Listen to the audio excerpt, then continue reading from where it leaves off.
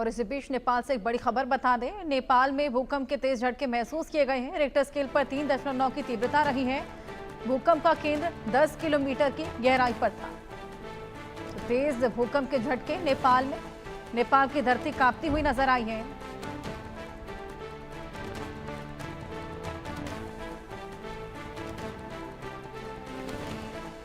भूकंप का केंद्र 10 किलोमीटर की गहराई पर था।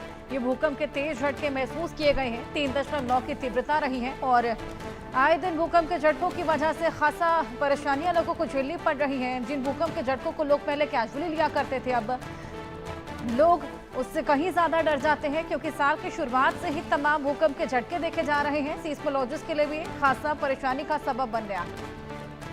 आरजू हमारी सहयोगी आरजू, आए दिन भूकंप के झटके देखे जा रहे हैं। नेपाल की धरती भी कई बार कांपती नजर आई है और इसी बीच 3.9 की तीव्रता का ये भूकंप क्या एपिसेंटर रहा, क्या कुछ इसका प्रभाव? जी बिल्कुल, देखिए नेपाल में एक बार फिर भूकंप के झटके जो है वो महसूस किए गए और लगातार हम देख रहे हैं किस तरीके से नेपाल की धरती जो है, क्योंकि वो हिमालयन रीजन के पास है, लगातार उसमें टेंशन जो है वो देखी जा रही है और ऐसे में कहीं ना कहीं जो लोग हैं वो बेहद ज्यादा परेशान होते हुए नजर आ रहे हैं। नेपाल की अगर बात करेंगे तो रेक्टर स्केल जो है इसका मैग्नीट्यूड जो है वो 3.9 जो इसकी मैग्नीट्यूड है वो नापा गया है। इसी के साथ ही अगर भूकंप के केंद्र की बात करें तो 10 किलोमीटर की गहराई पर था।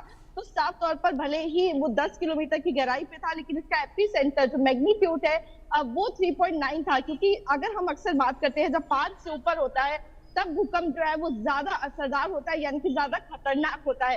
तो ऐसे में ज्यादा असर देखने को नहीं मिला, कोई नुकसान और जानमाल की जानकारी जो है वो निकल कर सामने नहीं आ रही है, लेकिन बार बार भूकंप के झटकों से कहीं ना कहीं लोग जो है वो बेहद ज्यादा परेशान होते हुए नजर आ रहे हैं। जी बिल्कुल, खासा परेशानियां यहाँ पर लोगों को। और इसी बीच क्या कुछ जानमाल के नुकसान की खबर आरजू?